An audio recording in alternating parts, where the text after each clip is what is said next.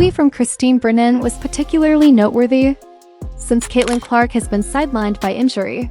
I know a lot of us were expecting viewership to drop, but I don't believe everyone was expecting the WNBA as a whole to drop. How much does Caitlin Clark's absence harm the WNBA? It has disastrous effects for the WNBA. Has any other athlete ever had that kind of impact on a sport? She told me one player gets injured and more than half the TV audience for the entire league disappears. Although golf did occasionally experience a sharp decline without Tiger, the WNBA is in a terrible financial rut and is helpless to prevent the collapse of their entire empire. Fails without Caitlin Clark participating, proving again that this league has not learned how to protect the one star that helped them rise from obscurity to prominence. This is the story of a league that continues to struggle while its best player is sidelined due to injury, and how their unwavering unwillingness to understand that they are losing millions of dollars every day due to reality.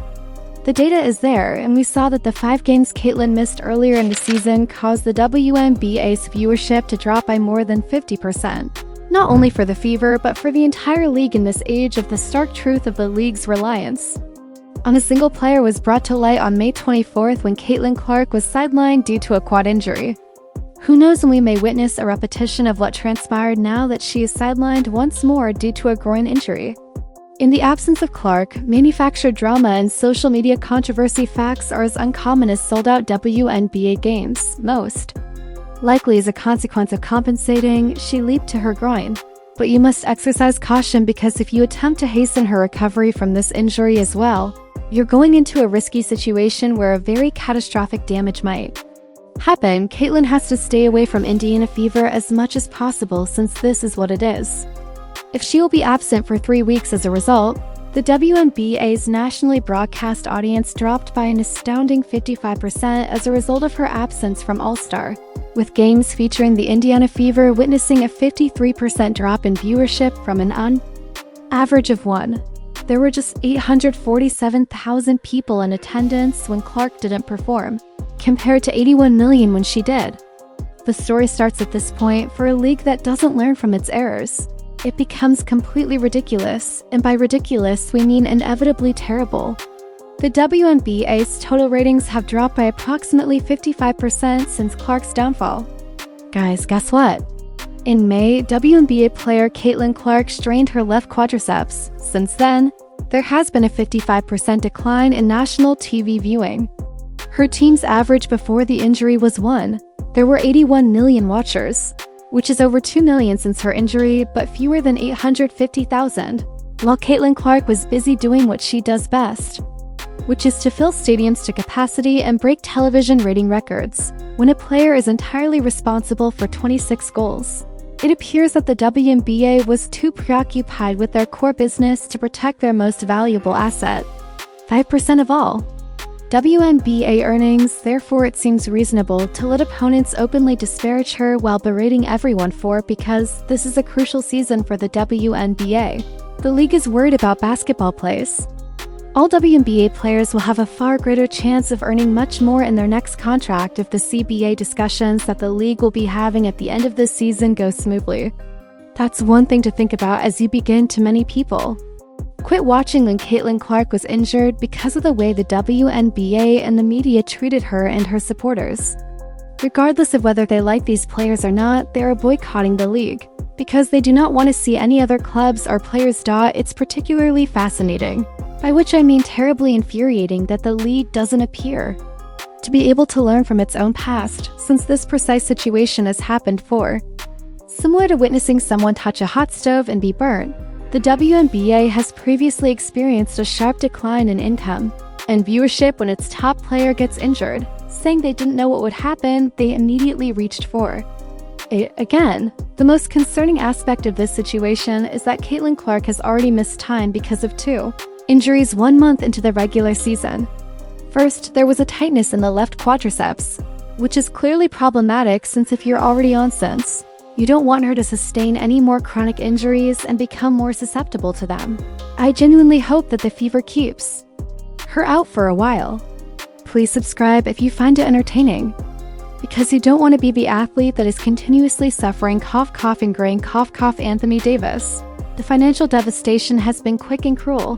The shocking decline in the average ticket price for Clark's missing games from $13.70 to $80 demonstrates who truly draws fans to these league away games that have been relocated to bigger venues. Attendance in Fever games has decreased by 71%, with some tickets going from $860 to $250. The demand for Clark tickets caused ticket prices for the season's most anticipated game, the Chicago Sky vs. Fever rematch, to drop from $210 to $95 in order to accommodate the demand. Once drawing two, the contest is now struggling to fill places that would have been packed with her. With 25 million viewers, it's one of the most watched WNBA games ever, but without Clark, it's just another game that casual fans don't care to see. Congratulations, WNBA. Once again, your statistics will drop by 55 to 60%. And I believe the WNBA has a seasoned sports writer. Caitlin Clark. Christian Brennan is one of the most vocal opponents of the WNBA's handling of its star player. Her new book on her game, Caitlin Clark and the Revolution in Women's Sports, is expected to expose the league's flaws. After yet another incident, Brennan established requirements that the WNBA has failed to meet. People are paying closer attention than ever before to what opponents are doing against Clark. The league has statistics showing that Clark alone draws more than half of its TV viewers, but they still allow her to get cheap shots and harsh fouls that serve no other purpose than to attempt to frighten their biggest opponent. Brennan's critique cuts directly to the heart of the problem. Tiger was as big of a deal in men's golf as he was, and his absence had an impact on the numbers, but not that much. Michael Jordan's absence could have had a 5 percentage point or so impact on the ratings. It's similar to witnessing a restaurant owner allow customers to harass the cook, whose cuisine is the main draw. Like way, you can and I will make a strong case that Caitlin Clark is more important to the WNBA than any other athlete is to their sport, tour, or whatever circuit they play on. It is disheartening that opponents who seem more intent in making comments than in playing fouls often foul Clark because the trend has become so predictable. The Chicago Sky were responsible for 80% of the 30 egregious fouls in basketball that the league called in 2024, 5 of which were against Clark. Clark receives criticism for being overly tough when she responds to the physical play and for being soft when she doesn't. The league has made it impossible to win and will not, even though Clark's absence from the court caused her popularity to soar. The league was already expected to lose $50 million this season. As television ratings fall, retail sales stagnate, and attendance numbers rebound, these losses are growing at an alarming rate. In the meanwhile, the Fever and the WNBA ecosystem as a whole continue to suffer greatly from the financial burden. Man, I don't even know where to begin. I hope all is okay with Caitlin Clark. Let's face it, she had a quad injury, therefore I'd like to know when this injury even happened. By the way, Caitlin Clark had been in college or something and hadn't missed a game since she was around 19. She now has an injury to her groin that we have never seen before. In the past 3 games, Caitlin Clark has shot the ball worse than ever before. She's only making 1 out of 23s or so. I'll just say that she's playing through this injury. The fact that it was completely avoidable is the most damning aspect of the whole scenario. Clark was a modest rookie when he first joined the league. What should have been a celebration of women's basketball was ruined by envy and trivial politics, when the league should have embraced her, protected her, and utilized her celebrity to improve the whole sport. Even though she was just 22 years old, she handled criticism with a remarkable amount of maturity, and grace. Corporate sponsors are now questioning if their investments were prudent after making millions of dollars off of Clark's success. This circumstance reveals a basic problem with the WNBA's approach, since the league seems divided between wanting to be recognized as a legitimate professional basketball league and you can't have both of them. While high school theater clubs stir up controversy in the hopes that someone would notice, professional leagues safeguard their stars and maintain the integrity of competition. Caitlin's toughness and warrior spirit are 2 qualities I like about her. I apologize, but she's one of the few female basketball players I saw. It's humiliating and obvious how it compares to other professional sports leagues. What if the NBA allowed players to try dirty moves on LeBron James for months while saying, "It was the WNBA is content to let this damaging trend continue because they seem to think that any attention is good attention." A competitive basketball game like that would be immediately stopped by the league, and players would be suspended before you could say flagrant foul. Because of the league's inability to defend Clark, there is a poisonous atmosphere where supporters won't you have a major credibility issue that goes well beyond ratings and income.